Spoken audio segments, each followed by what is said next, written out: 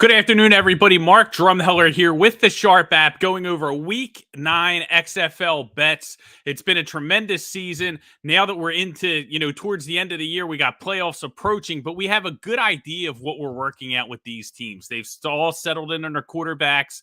We have an 8-week sample of data that we can kind of parse through to try and find some edges this week. So big weekend. I'm incredibly excited about it. I hope you guys are too. I got some premium plays lined up in the Sharp app. Guys, if you haven't joined yet, make sure you download the app. It's in the description right now. Be a part of the community. We have everything popping off in the Discord. You can get that link below as well. NBA bets, now that it's playoff times. We have our professional handicappers firing off those bets, our top prop articles, prize picks, you name it. We got it going on at the Sharp app. So hop in, have some fun this summer. Weather's starting to heat up. We want our bankroll to be growing as well. So make sure you join the Sharp app. But let's get into the XFL, these spring leagues. Something I really like to tunnel in on during the season. We've had a little bit of variance early on, but now, like I said, these teams are settling in. So we have 4 games. I'm going to rip through them pretty quick here for you. Let's start with the first one.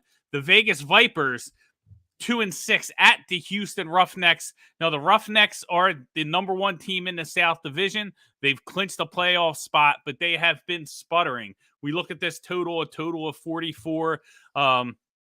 And I think this is a great spot for the underdog here. This is way too many points for this Houston team to be laying. When we look at Houston's offense, started off, they run the air raid, offensive coordinator A.J. Smith. They started off the season very hot, one of the highest scoring teams in the league over the first 4 weeks.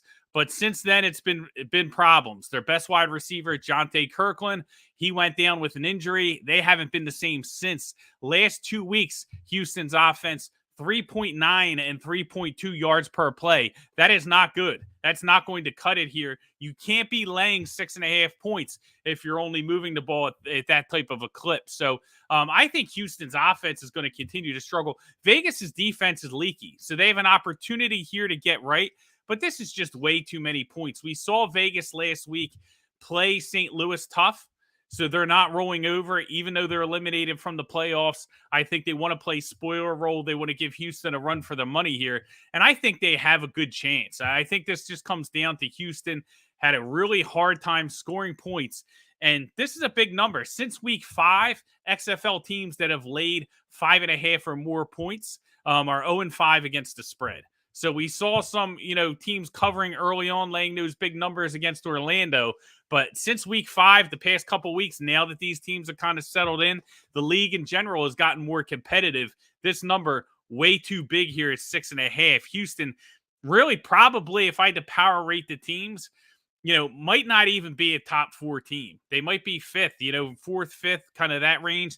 Definitely not at the bottom, but really leaking oil down the stretch here and laying this big of a number is just no good. Vegas's offense, they turned it over to Jalen McClendon in the past 2 weeks, has looked really good. They put up 356 yards of offense against St. Louis on the road last week. That was the most yards the Battlehawks have allowed all season in a single game. So, Vegas's offense is looking real good. So from a betting perspective, we have a dynamic of we have an emerging offense that's getting better with Vegas, and then we have a Houston offense that is really struggling of late. So a lot of value here taking the points with the dog. This is one of my favorite bets of the week. As far as a total perspective, don't really have a strong feel because I don't know what I'm getting out of the Houston offense.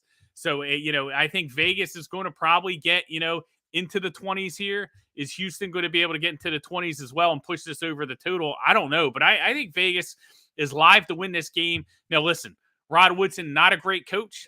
So, especially in the end game management stuff. So, picking them on the money line can be risky, but I think the 6.5 points is a smash spot. Love the Vegas Vipers in this play. Let's move on to our second game of the week now. The Orlando Guardians plus 1.5 at San Antonio. San Antonio, worst offense in the XFL. Their offensive line is atrocious. If you saw Hines Ward just exasperated on the sidelines last week, they couldn't even run the quick passing game without getting their quarterback crushed. They can't protect the quarterback at all. It looks like it's going to be Jack Cohn again this week for them. He threw 2 interceptions, 0 touchdowns last week. San Antonio unders have hit 7 to 8 weeks and 6 of the last weeks, 6 weeks straight in a row. So I played the under here at 39.5 down to 39. I think it's still a play here. You can't trust the San Antonio team to score. And I think the dog's live. Again, if we look at the side, I like Orlando plus 1.5. We saw them give away a game last week that ended up costing them their season. They're now eliminated from playoff contention, but they played Arlington in what I thought was a very winnable game. I bet Orlando in that matchup, but 5 turnovers, really cost them the game. From a yardage perspective, Orlando is probably a mid-level team. On paper, very good, but very undisciplined team. A lot of penalties. They continue to shoot themselves in the foot. So last week was the first week of the year they were in the favored role. They did not respond. I like them here as a short dog back in the role as a dog. I think they're a play here plus 1.5, but I think the best bet here is the under. San Antonio just has no answers on offense, and I think that's going to be huge. So, when I look at this game, I think there's a lot of value on the total. I think if you're going to pick a side, I definitely think Orlando's the better team on paper. As long as they don't have a ton of turnovers and shoot themselves in the foot, they should end up winning this game. But if you guys are looking for an edge, it's definitely in the total here with Orlando at San Antonio. Third game now. This one has a little bit of playoff implications. San Antonio is a team that is still technically alive at 2-6, but they're going to need a lot of help here to catch the Arlington Renegades, who are in prime position to clinch the second spot in the XFL South Division for the playoffs. 4 teams make the playoffs, 2 from the North, 2 from the South. 2 have clinched, DC in the North and Houston in the South. Arlington has a chance to clinch with a win here against DC. Traveling to DC, this is going to be a sold-out crowd, but guys, don't take home field advantage too serious in this league. It doesn't mean anything. Listen, fans, they can yell and scream, but really home field advantage, standard, your typical home field advantage is due to travel. And all these XFL teams travel the same. After the game, they go back to the hub. They travel out to those spots. So you're going to see home field advantage weighted in the market. It's not worth that much. I don't think we see that big of a deal here. This is too many points again. I like the dog here with Arlington. Arlington turned the offense over to Luis Perez, who they traded for mid-season at quarterback. The offense looked much better last week. 5.5 yards per play. So XFL teams averaging 5 yards per play this season. So Arlington above average last week against Orlando. Now, Orlando is one of the worst defenses in the league.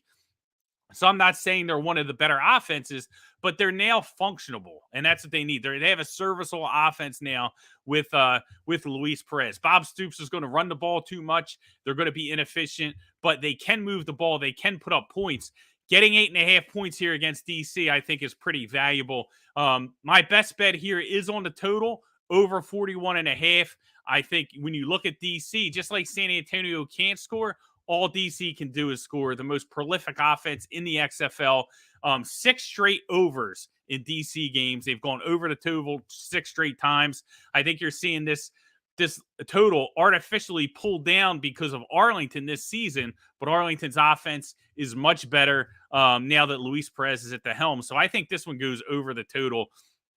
DC's defense really leaking oil down the stretch, allowing 32 points per game over the last 3 weeks. So teams are scoring on DC. So you combine that with the fact that, listen, they're the best offense in the XFL. Their defense is letting up a ton of points. I think this one easily gets over the total of 41.5.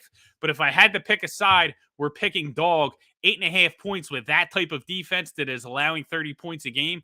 Way too much in this league. Orlando is the only team this year that has been a favorite so far of 7 points or more, and they've covered in three of 4 of those games. So 3-1 against the spread, dogs of 7 or more. It's been Orlando every single time, so this is a new role for Arlington being this big of a dog. But I think they come through and keep this game competitive. Again, don't think DC has the defense here to pull away, but best bet is on the over. So now let's go down to the last game on the menu here. We have the Seattle Sea Dragons at the St. Louis Battlehawks. We have a total of 46.